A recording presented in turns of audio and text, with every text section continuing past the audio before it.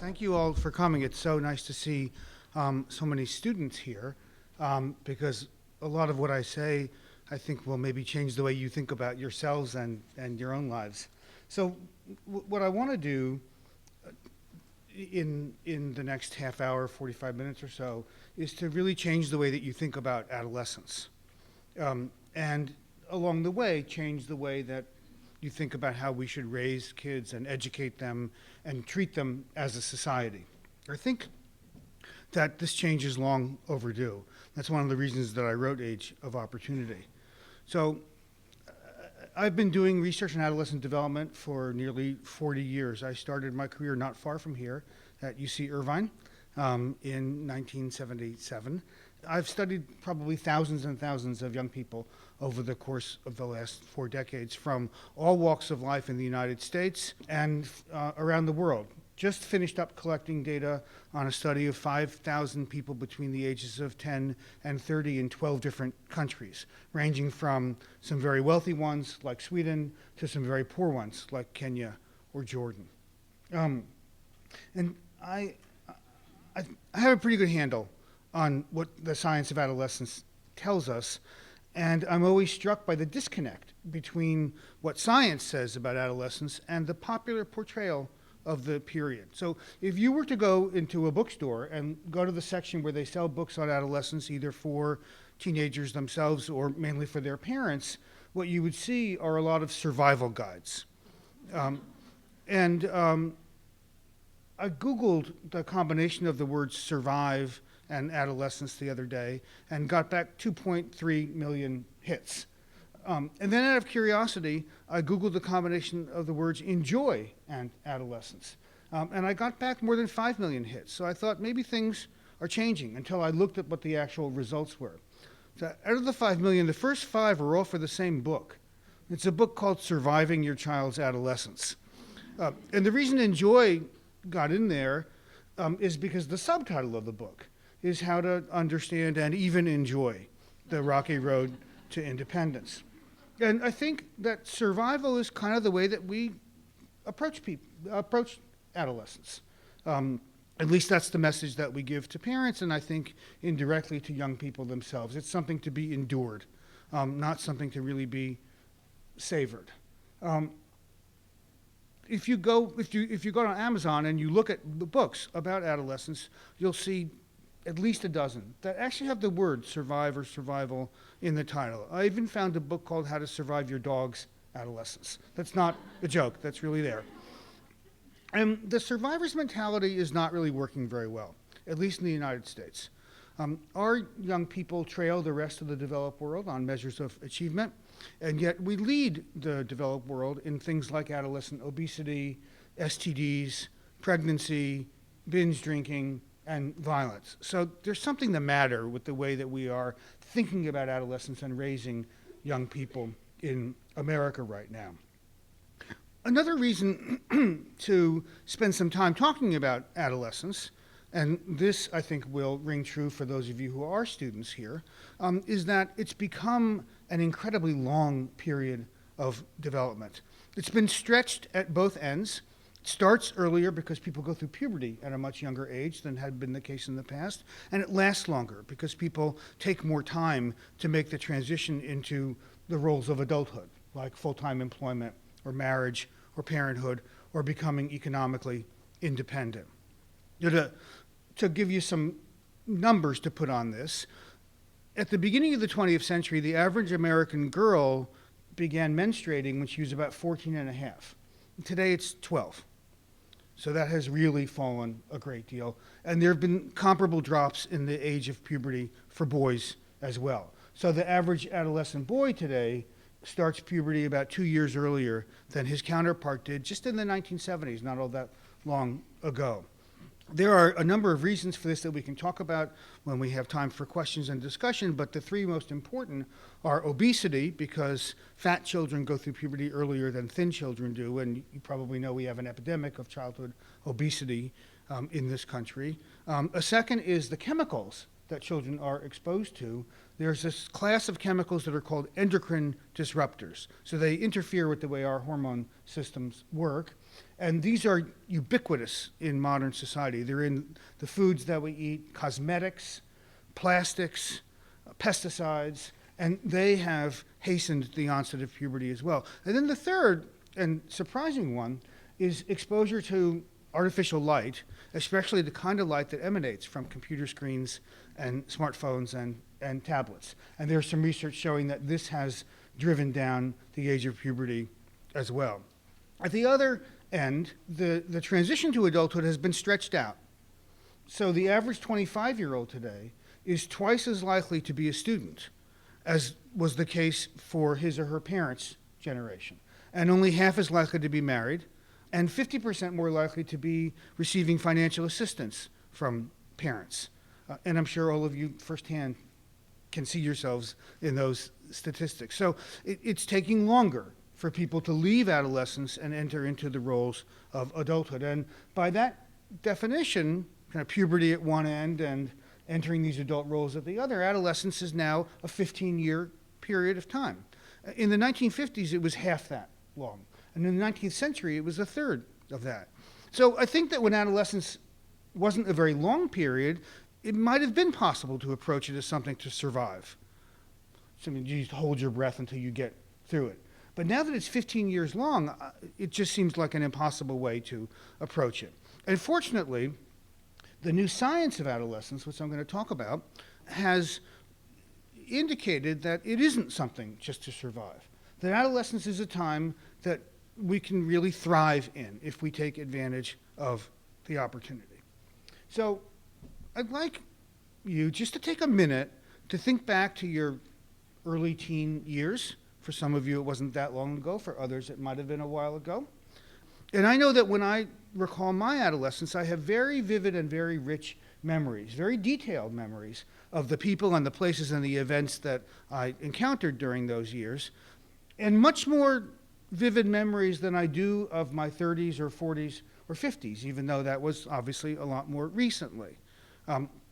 It's almost like my brain has stored memories of adolescence in like 3D high definition format compared to my memories from other periods of time. And I have to tell you that my adolescence was very ordinary. Nothing particularly unusual happened to me or my family during that time period. So there isn't a good, obvious reason why I would remember adolescence more than other periods of time. And it turns out that I'm not unusual. So there are a number of experiments that have been done that find that people in general remember adolescence more than other periods of life. And it had been thought for a while that this is because so many momentous things happen to us during those years. Probably the first time you fall in love, your first job, the first time you got drunk, the first time perhaps you lived away from home. But research has found that even mundane events from adolescence are recalled better than mundane events from other points in time. And it's not just personal events. We all remember the books and the movies and the music that we're exposed to when we were adolescents better than those that we're exposed to in other periods of time.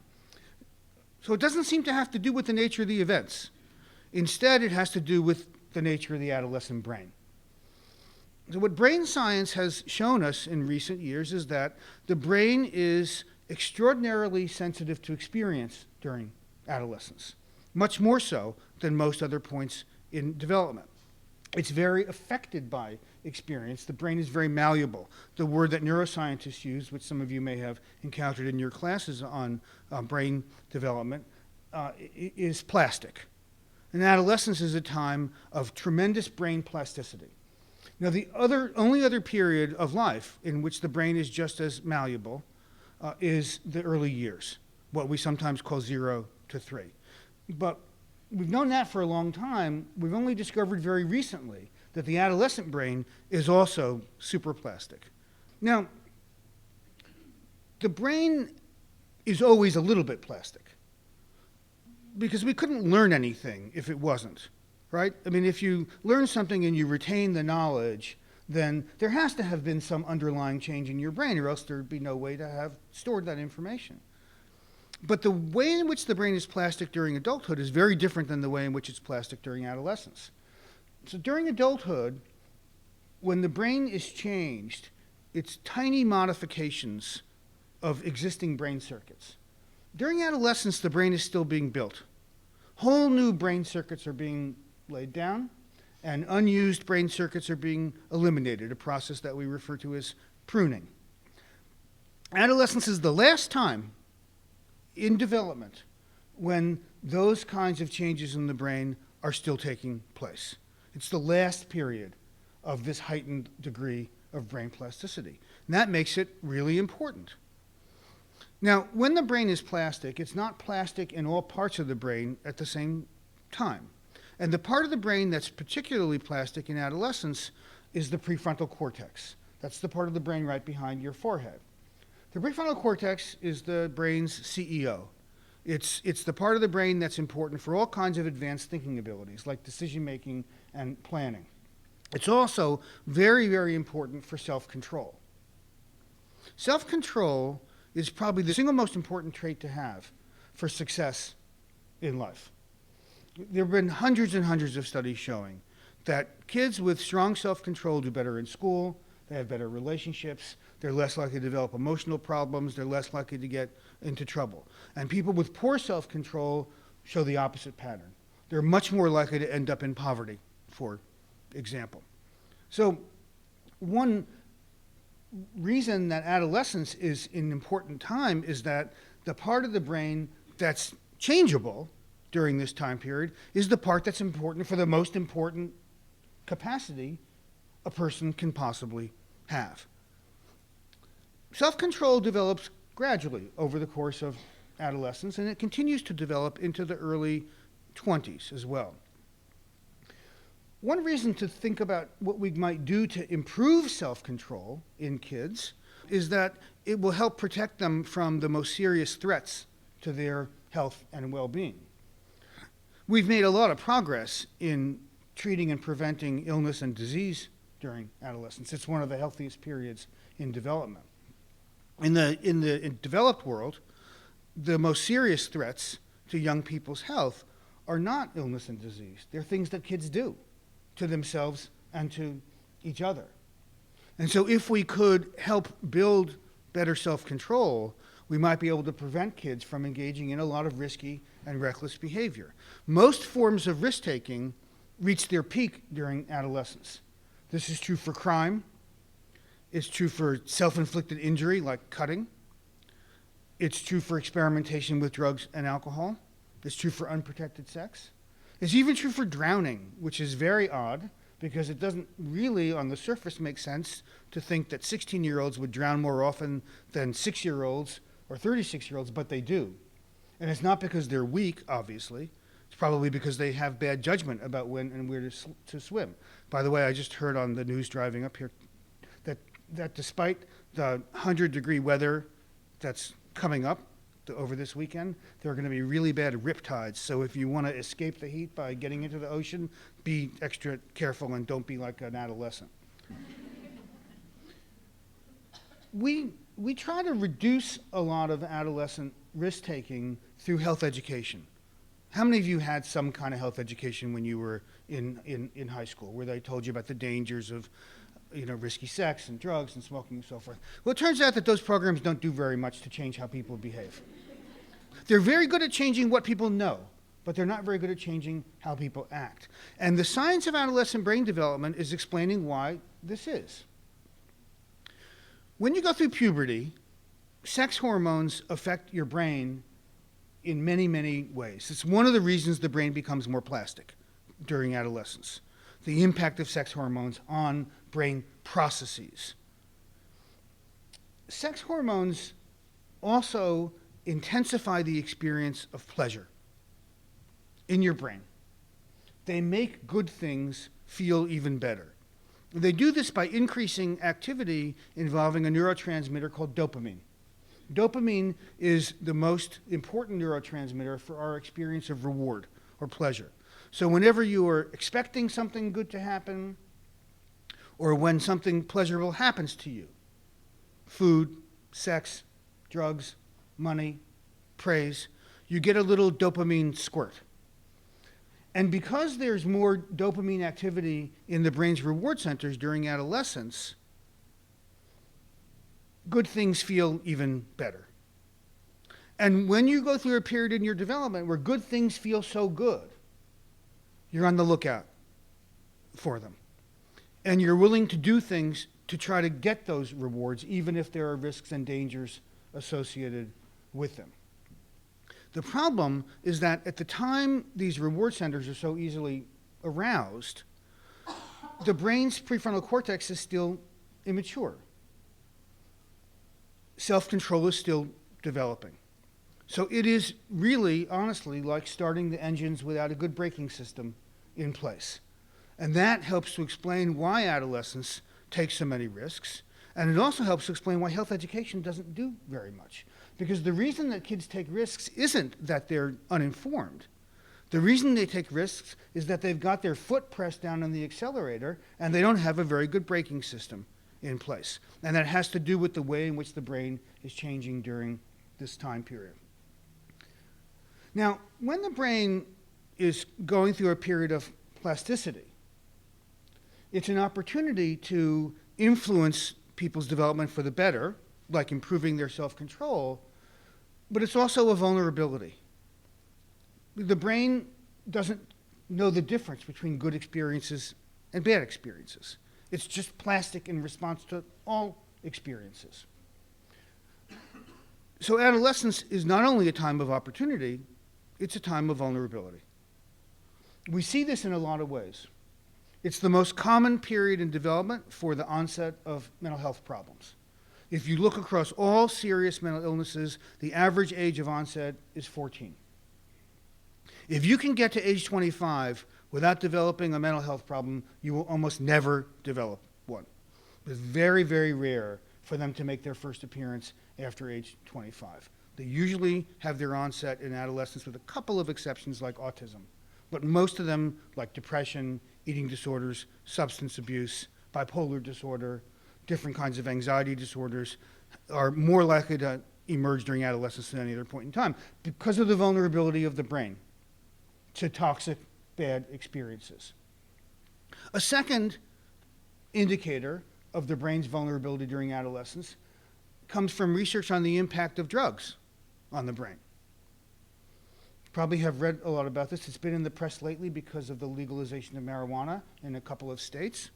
It turns out that exposure to recreational drugs before the age of 15 is 7 to 10 times more likely to lead to addiction or substance abuse than the same amount of exposure postponed until age 21.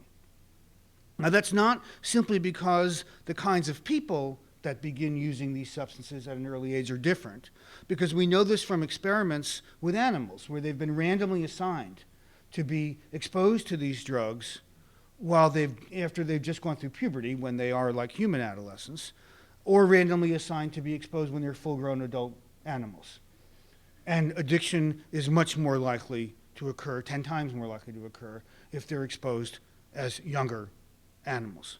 So as you all are probably past the danger point now, but if you become parents, or if you become people who work with kids, it's really important to keep young adolescents away from these substances. It really is much worse for your brain than it is later on. It's funny, just a little story. I've been giving talks around the country in connection with the publication of this book. And some of the lectures are not at universities, they're like at libraries. And sometimes high school students come. And invariably, the first question a high school student asks after hearing what I just said is, at what age is it okay to start? You know, they'll say, well, I mean, you mentioned don't do it before 15 or wait until you're 21, but what about all those years between? And the answer is we simply don't know. Probably the later you can hold off, the better it is, because that system of the brain that's affected by these substances is still developing. It's still plastic then. And so the introduction of these substances into the brain affects the way that system is permanently organized. But I don't want to I don't want to dwell on the vulnerability of adolescence because most of what we read about adolescence is negative. That's why it's presented as something to survive. Instead, I want to look at the other side of it, the positive aspects of brain plasticity during adolescence, the fact that adolescence is an opportunity. And it's an opportunity, unfortunately, that we're squandering. I mentioned earlier that our high school students perform worse than students from pretty much every country in the developed world on tests of achievement. If you look at achievement trends in this country over time, you see something very interesting. The federal government assesses student achievement in this country every year. It tests fourth graders, eighth graders, and 12th graders, a nationally representative sample at each age. They've been doing this for 40 years. So what do the lines or the trends show us? There's been significant improvement in the achievement of fourth graders. And there's been significant improvement in the achievement of eighth graders. It's not huge, but at least the trends have been in the right direction. There's been no improvement in the achievement of 12th graders in 40 years in any subject area that's tested. So we're doing something wrong in our high schools relative to what we're doing in our elementary and middle schools. You know, in those achievement comparisons that I mentioned before, where kids from different countries take the same tests, and I talked about how poorly our high school students fare. Our elementary school students are almost always near the top of the list in the whole world. And our middle school students are somewhere kind of in the center of the distribution. So it's specifically our high schools that aren't doing a very good job. And it's puzzling, because if you look at the variables that we often discuss when we talk about how to improve American schools, things like how we train teachers, or how much we pay teachers, or how much we spend per student.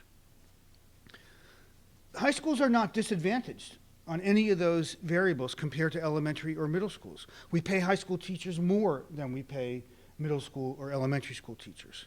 We spend more per capita educating high school students than we do educating elementary or middle school students. Teacher training programs for high school teachers get better marks than teacher training programs for elementary or middle school students. So there isn't an obvious explanation for why our high schools are particularly bad relative to other countries and relative to those, relative to our own elementary and middle school students. I'll tell you a story. About 3-4 weeks ago, I was giving a talk at the European Adolescence Research Meetings, which was held this year in Turkey. So I was talking to a Turkish professor, psychology professor, who teaches there, who had spent her sabbatical year at UC Irvine, not far from here. And she brought her 10-year-old and her 13-year-old kids over with her from Turkey, and they were going to spend the year going to Irvine schools. Now, I don't know if you know this or not. You know, Irvine public schools are considered among the best public schools we have in the United States. Very best. Her kids did not speak English when they got here. They understood, obviously, Turkish, but their second language was French. So they started school in Irvine not really understanding English very well. In allegedly among the best schools that we have in this country, public schools. Within 3 months, they were complaining to their mother that school was too easy for them. Okay? So you can just imagine what the difference is like. If you look at surveys of foreign students who have taken a year studying in the United States during their high school years, they will tell you that school is much easier here than it is in their home countries. And if you survey American students who have taken a year abroad, they will tell you the same thing, that schools here are much easier. Now, I know that when I give a talk like this at a great university like Chapman, you're sitting and thinking, I went to really demanding schools, I took AP courses and so forth. Great, that's terrific. But you are a very small minority. A higher percentage of college freshmen in the United States need remedial education than the proportion who have ever taken a single AP class.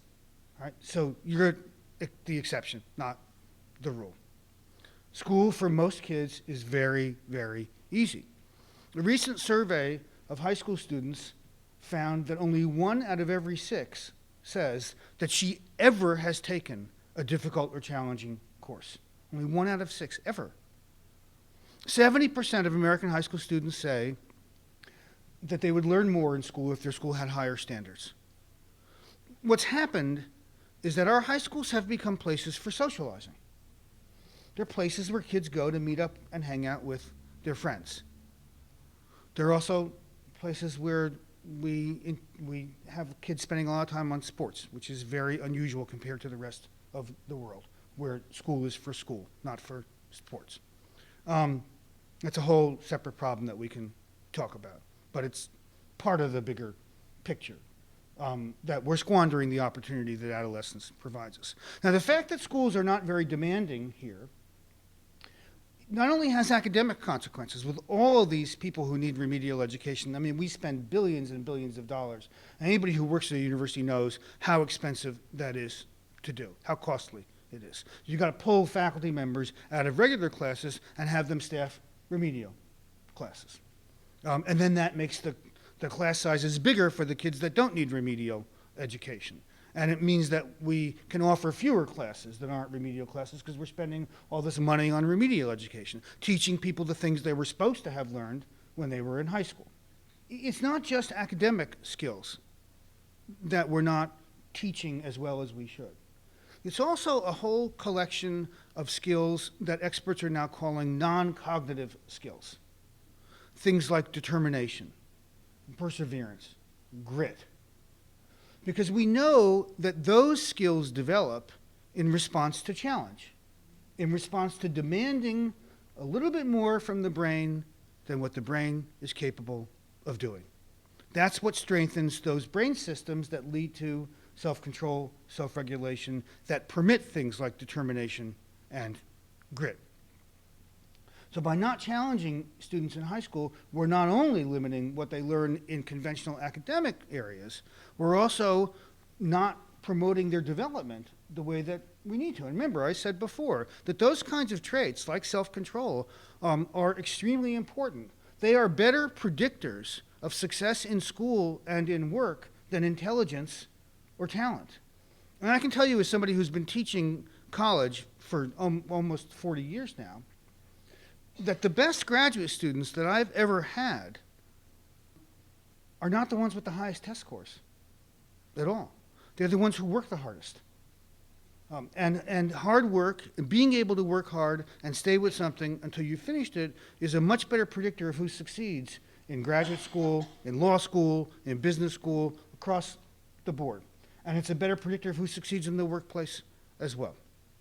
I think we kind of know this intuitively, but we don't do anything to try to promote these skills. And in the book, I talk about what parents should be doing, what our schools should be doing, what you can be doing for yourselves during adolescence that helps. And I'll be happy to answer questions about that. Now, I mentioned that puberty opens up this window of brain plasticity, the chemicals that are in the brain because of sex hormones make the brain more plastic. But we know that as you leave adolescence and enter into adulthood, your brain becomes less and less plastic, and the window starts to close. We don't know why this happens when it does, but we know that it happens. There's actually a change in the neurochemical climate of the brain. We know what some of the brain proteins and enzymes are that contribute to this, that make it harder to change the brain through experience. But there's some really interesting research that's just come out in the last couple of years that suggests that we might be able to keep this window of brain plasticity open a little bit longer. So it turns out that, see if you can get your head around this, that the plasticity of the brain is itself a plastic trait. In other words, there are some experiences that make the brain more plastic. And these experiences involve exposure to novelty and to challenge. And when the brain is exposed to novelty and challenge during a time when the brain is malleable, it's important not only because it teaches you the skills that you're acquiring at that moment, but it's also important because it primes the brain to be able to learn and to be influenced by the environment in the future. So if we can keep young people, people your age, many of you here, exposed to novelty and challenge while your brain is still plastic, we can prolong that period of plasticity. Now, what happens to most people when they leave adolescence and they enter adulthood? There's a huge drop in their exposure to novelty and challenge. If you go into an entry-level job, you're going to find yourself doing the same thing over and over again. And it probably won't take you that long to learn how to do it. Hate to break it to you, but if you get married, you're going to be doing the same things over and over again. And we know that studies of marital satisfaction show that it drops precipitously during the first year of marriage. Never gets, it's kind of, this is a really depressing talk, right? I mean, I've already told you that you're never going to enjoy anything as much as you did when you were teenagers. And now I'm telling you, and it's true, that you're never as happy in your marriage as you are on the day you get married. It just drops steadily until your kids kind of leave, and then it goes up again, but it never goes back up again to what it was. And it's because of this decline in novelty. And I'll leave it to you to imagine what you might do to keep marriages more novel. So I point this out about what happens to us when we make the transition from adolescence to adulthood, because, as you probably know, there's a lot of hand-wringing about how long it's taking young people to become adults, right? I mean, you read these articles in the popular press all the time. What's the matter with 20-somethings? The boomerang, when will the boomerang generation leave home? But if we take this research on brain plasticity seriously, it suggests that it might not be such a good thing to rush people to become adults. Because if they're spending their adolescent years exposed to novelty and challenge, they're doing things that are helping their brains stay plastic. And I think this is a really important message to get out to employers too, because if they create jobs and work environments that expose young workers to novelty and challenge, they're going to be building a better labor force for themselves in the future. I'm a big champion of millennials, and millennials get beaten up in the popular press unfairly and erroneously. So the portrayal of people in their 20s now is that they're a bunch of self-absorbed slackers who are just taking their time to become adults because they can exploit their parents and stay dependent on them longer. This is what's written about millennials constantly. They're supposedly, more narcissistic. And that's because, they were coddled and spoiled as children, given all those trophies when they played soccer, whether they won the soccer games or not, So my collaborator, Liz Schulman, and I got hold of a big data set that has tracked people's psychological development and functioning from adolescence through their 20s, and that has been doing this since the late 1970s. So it draws a sample of high school students. The first sample in this study were the kids who ended up graduating from high school in 1976. And it's been done every year since then, and the people have been tracked over time since then. So it's possible to take the data from this data set, as we did, and compare the psychological functioning of 20-year-olds, not 20-year-olds, 20-somethings today with those in previous generations. And guess what? Millennials are no more self-absorbed than their parents were when they were in their 20s. They're no more narcissistic. They don't have higher self-esteem. In fact, in many ways, they're much more admirable. They score higher on measures of being concerned for the welfare of other people. They score higher on measures of how important they say it is to be successful at work. They score higher on measures of how much they say it's important to make sure your kids have a better life than you do. So the denigration of millennials in the popular press is completely at variance with what the data actually say. We also were able, using these data, to ask whether the age at which you enter into these different adult roles affects your mental health. Right? Because the hand-wringing that goes on about how long it's taking people to become adults, I think is based on the premise that it's bad for you to take a longer time. So we looked at that.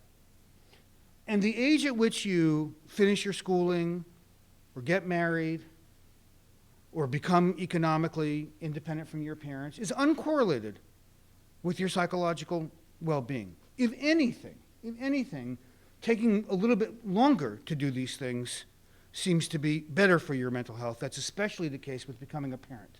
So people who become parents at an older age are much happier than people who become parents when they're relatively younger. So, if you're a 20-something, I think and your parents are hassling you about how long it's taking for you to get your life in order and to settle down, I think you can tell them, honestly, that research suggests that taking a little bit longer is good for your brain and good for your mental health.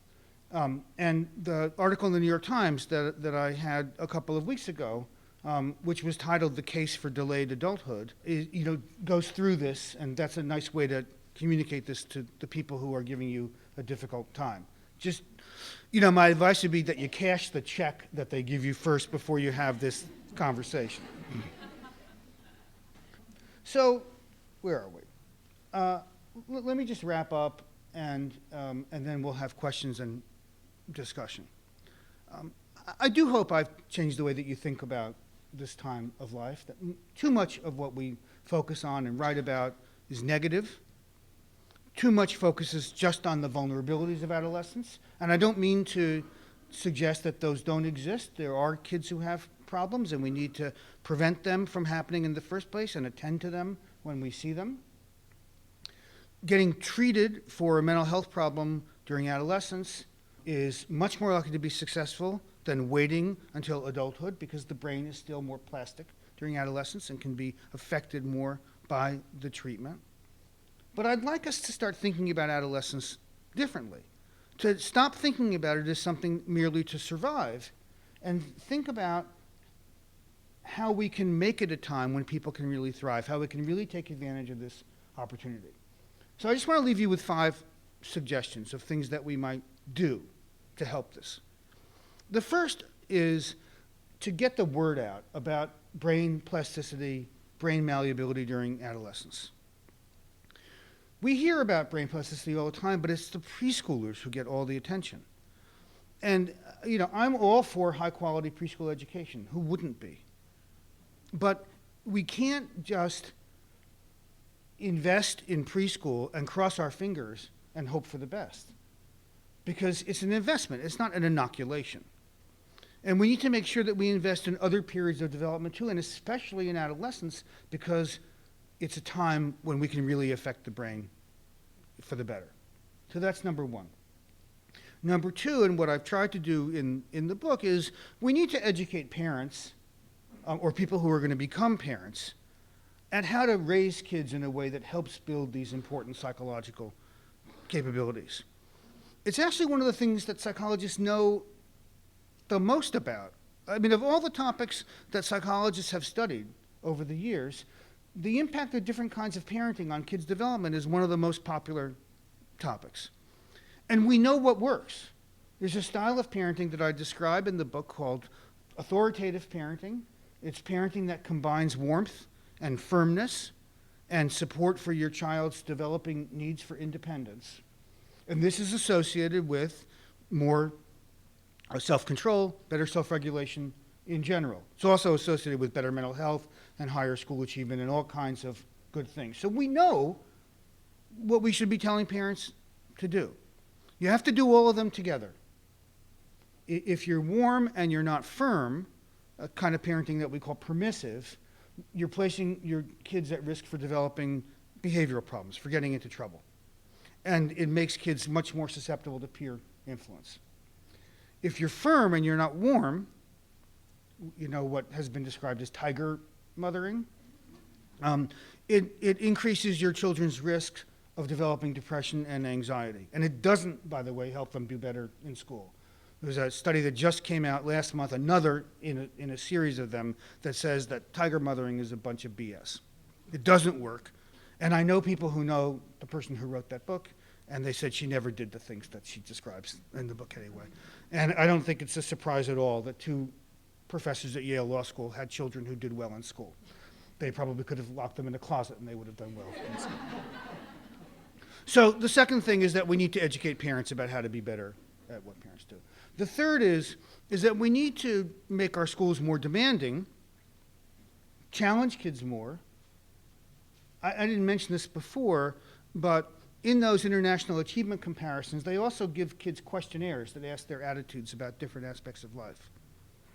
One year, they asked them to indicate how boring school was. Now there, we're near the top of the list. I think we placed third out of about 40 countries that were surveyed in students' ratings of school as boring.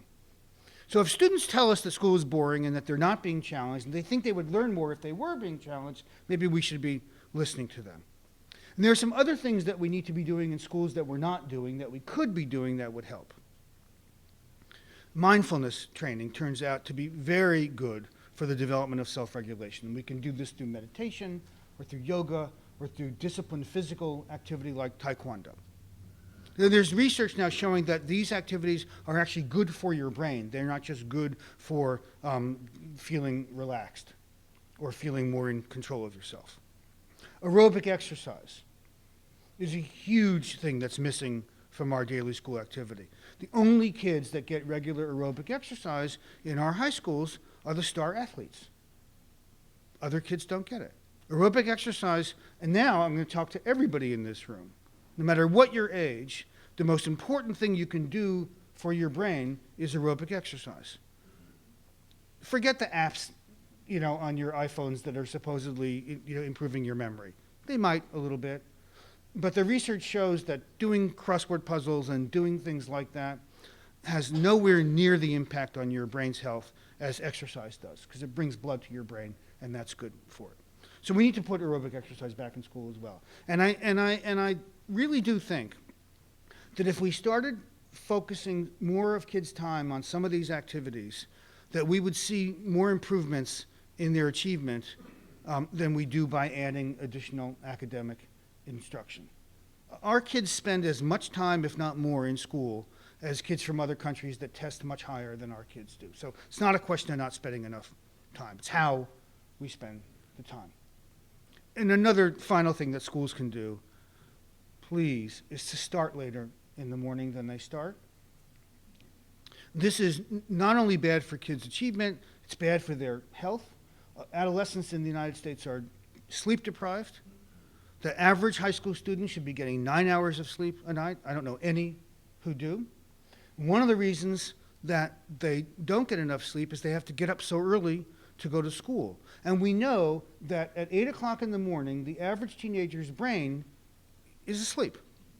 I mean, they're able to sit up straight and keep their eyes open, maybe, but they're not learning. And school districts that have experimented with this and that have moved to a later start time have seen significant improvements in their kids' academic performance. The other part of this that doesn't get talked about a lot is that when you don't get enough sleep, your reflexes are not as good. So a lot of the motor vehicle accidents that involve adolescents in this country are not just sort of Saturday and Friday nights coming back from parties. They're early in the morning driving to school because kids are driving cars when their brains are still asleep. So making school start later would be important for that as well. So that's the third, change our schools. The fourth is to make our laws more consistent with what we know about adolescent development. A lot of the work that I've done has involved kids in the juvenile justice system, and I write a lot about the age at which we let people do different things. So we live in a country that is willing to try people as adults when they're 12 because we say they should know better, but where we don't let people buy beer until they're 21 because we say that they're not mature enough to handle it, right? I mean, this makes absolutely no sense whatsoever. We let people drive when they're 16. Driving is one of the most dangerous things you can possibly do. But we don't let them see R-rated movies until they're 17 because they're so harmful. I tweeted today around an article on the relationship between violent video games and crime. So how many of you think that violent video games contribute to juvenile crime? Good, because they don't. In fact, what this study found was that the more violent video games that are sold, the less crime there is at that time and shortly thereafter. And the reason is that when kids are busy playing video games, they're not out committing crimes.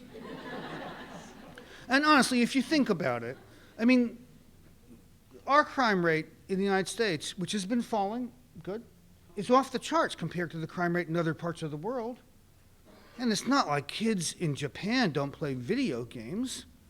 So there really is no relationship between the two, and we should stop worrying about that. So we need to step back and look at our laws and say, do these laws really make sense given what we know about adolescent development? And then finally, and this is my message to those of you who are undergrads here, I think we need to stop telling you all that adolescence is a race to see who gets to adulthood first. It's a really important period of development. And so instead of rushing people through it, we should try to make it better. We should try to create opportunities for kids to take positive risks so that they're not just taking negative risks. And to try to create situations that protect people this age from the harms that they can do to themselves by exposing themselves to risky and reckless activity. And by helping to provide them with challenge and even letting them fail every once in a while. We're hung up in America about not wanting our kids to fail. The problem is that it's only through failing every once in a while that you learn to work harder. And so if we make everything so easy for everybody that they never fail, we're not cultivating these traits like determination that are so important for success and for the strength of our labor force. So that's my spiel. The closing words is that I really want us to stop thinking of adolescence as a problem and start thinking of it as an opportunity.